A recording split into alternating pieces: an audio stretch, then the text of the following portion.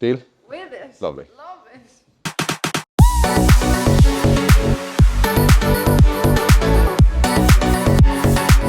I don't know at this point, everything is kind of seems maybe weird or strange, but I tidy all this up at the end for you. So straight away, we know your speed. We know what your tendency was with your legs, which wasn't much, which is normal enough because majority of people get power from their upper. And if you're to watch their swings, you'd say, oh, they have a lovely swing. When you break it down, you're kind of, well, upper is outracing the lower, and then the legs kind of join the party after, which is kind of where I see you at the moment, right? But we're changing all that. So we did a lot of stuff with your legs, with your feet, creating feels for you, and eventually we got you, without actually going into it, a lovely up, down, up movement that you're now going to work on, right? So that's a feel. So we need to do a couple of things just on the biomechanics side of it, which is, can you control your pelvis, anterior, posterior tilt? Can you separate lower from upper, upper from lower, and pretty much can you side bend both directions? Okay, so we'll have a look at that, right? So that's the first bit. Then I'll get you in a seated position. We look at your thoracic rotation, your internal, external hip rotation, and we'll have a good idea then where we're going for the next piece. All right, let's do it. So I normally do this, what I call assisted and unassisted. So if you stand next to me there, arms nice and straight, leaning into the club. So I get everyone trying to imagine that you're wearing a belt buckle or wearing a belt, and the belt buckle is trying to point up to the ceiling as much as possible, and then point down to the ground as much as possible without arching your back or without rocking forward. Okay, so again, good.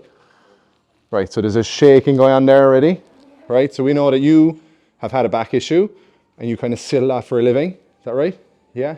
Sit what? You sit a lot? You at a desk a bit? Yes. Yeah, so that's relevant, right? So normally, so if we do this unassisted, you're really going to feel that shudder, right? In golfing terms, if you were to transfer efficiently and drive up, the pelvis really is your source of generating power from the ground, eventually getting to the club head, right? So if we have a nice free-flowing movement that way, if it moves and it moves, you will by and large be able to transfer energy from your body to the club head, okay? If it's not, or if it's anyway shaky, it's like pulling a handbrake up through the ball. So people get tight pelvis or tight hamstrings, tight hips. You can just jump or jump or jump. Okay, so we need to establish first, and then there's exercises that we go through to free that up. So, club across your chest. You're going to stay in your golf posture. We're going to do the same movement where you're moving your pelvis up and back down without losing posture. Okay, so we're really shaking there, right? Go again. Good. And again. Okay. Perfect. So that kind of ties in with the way you swing the club anyway. So if you don't have, let's call it the fluidity available to you, even just doing an assessment movement, it's just unlikely it's going to be there when you're moving in motion, right? So something, as I refer to just like pulling a handbrake up, something happens that it just won't flow for you. Okay, so that's the first one anyway, okay? So we have a little bit of work to do on that one. The next one, and if I was explaining this to a kid, I would always say lower body, upper body, like two toilet rolls sitting on top of one another. Top and bottom need to be able to move independently of each other, okay? So you need to be able to stay in posture, twist, twist, twist, and twist, and eventually be able to control those movements pretty easily, okay?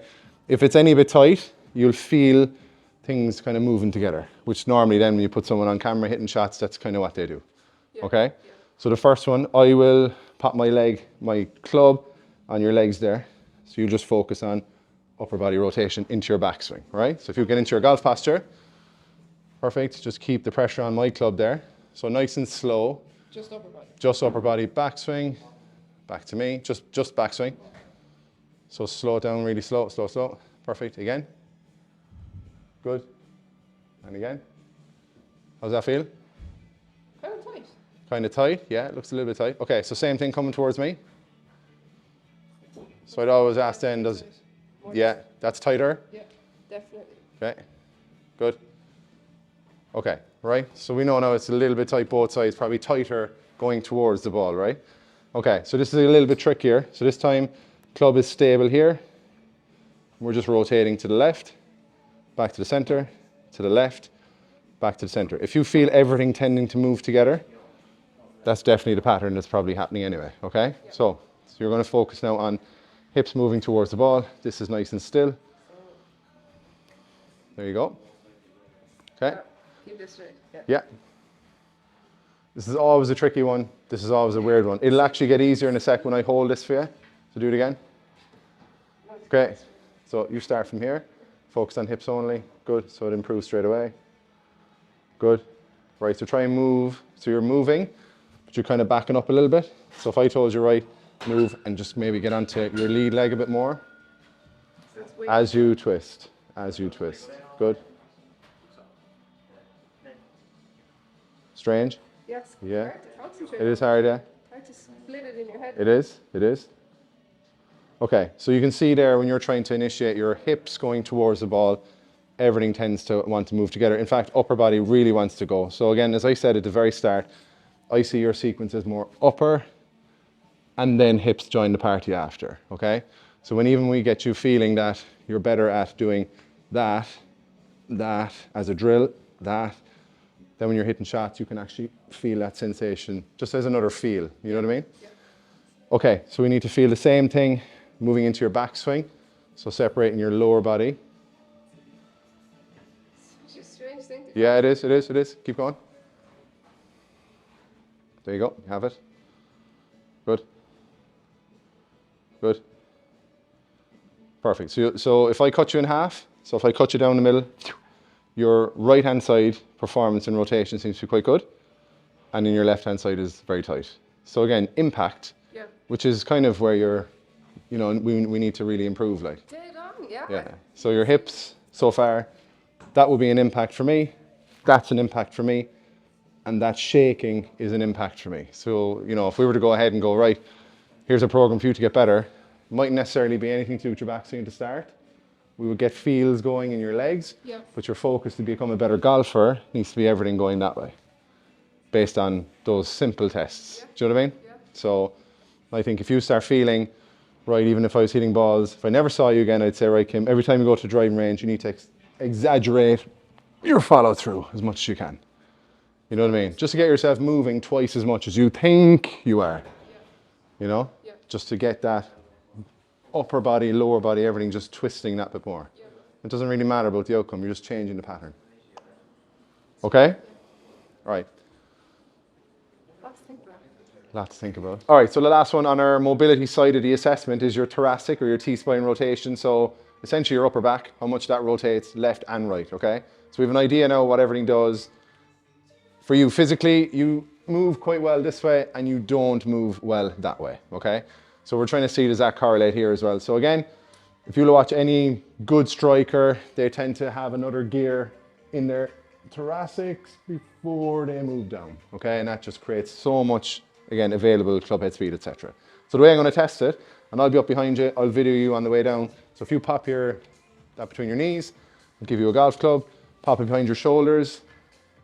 Perfect, grand. So you're going to keep an eye on that there. I'll obviously keep an eye on it as well. So all I want you to do on a nice exhale is rotate to the right, keeping the foam roller pinched. Very good. Back to the center, go to the right again. Good. And one more. Perfect. How's that feel? Not too bad. Okay, so now we're going to go left towards the ball. Bit of a difference. Yeah, my legs are trying to move a bit. Yeah, so compromising a little bit there in the foam roller. So you can see your right knee coming forward. One more. Perfect. And now just go right and then left for me. So right and then left. Good. One more. Right and then left and relax. Perfect. Not too bad actually. How did that fine? How did that feel? Not too bad. Not too bad at all. This side, I could feel my legs trying to turn. A little bit, yeah. So there's a little bit of, again, limitation going towards the ball, which is to be expected Yeah. based on even, you know, the earlier one we did and the earlier one we did. Yeah. So that normally follows suit. Yeah. But it's an easy one. Some people are just crossed, or some people are really tight in the lower, move lovely in their upper, or vice versa. You're kind of down the middle. So if I just, again, cut you in half, everything moving away from the ball is quite nice. I think we can really work with that in terms of getting you longer, bigger, higher. but everything going towards the ball is a little bit limited, which kind of can present things like creating loft, backing off, getting lateral, losing your spine angle. Things. All the problems I have. Yeah, but it's only one, really. To fix it, like. It's just fix that side. It's only one. That's one. And then the other one is the nice feel we got up, down, up. So I think if we get those two things right first, we then get into more speed and power and your speed will just shoot up. Deal? With it. Lovely. Love it. So to get the process going with Kim, we've got some good info from our session tonight. First of all, we know if we cut her in half, moving towards the ball, that's where she really needs to improve, which totally correlates to how she swings a golf club. We know her speed, which is sub 90 miles an hour, which is a really good starting point. And we've also given her some really good feels on how to use the ground. So before jumping straight into a speed program, which so many players do, we need to do this first. So once we get going in things like simple mobility exercises and feels, get a little bit stronger, and then we can jump into getting that 90 miles an hour up to maybe 100 or 101 as a 1 rep max. So I just finished up my first ever golf assessment with Peter. It's really opened my eyes into what my limitations are, and I'm really excited to work on my mobility and other issues that we found in my swing. What's even better is I can do it all through the Golf Strong app. I don't actually have to be with Peter every time. I can do it at home or in the gym. So I can't wait to optimize the season coming.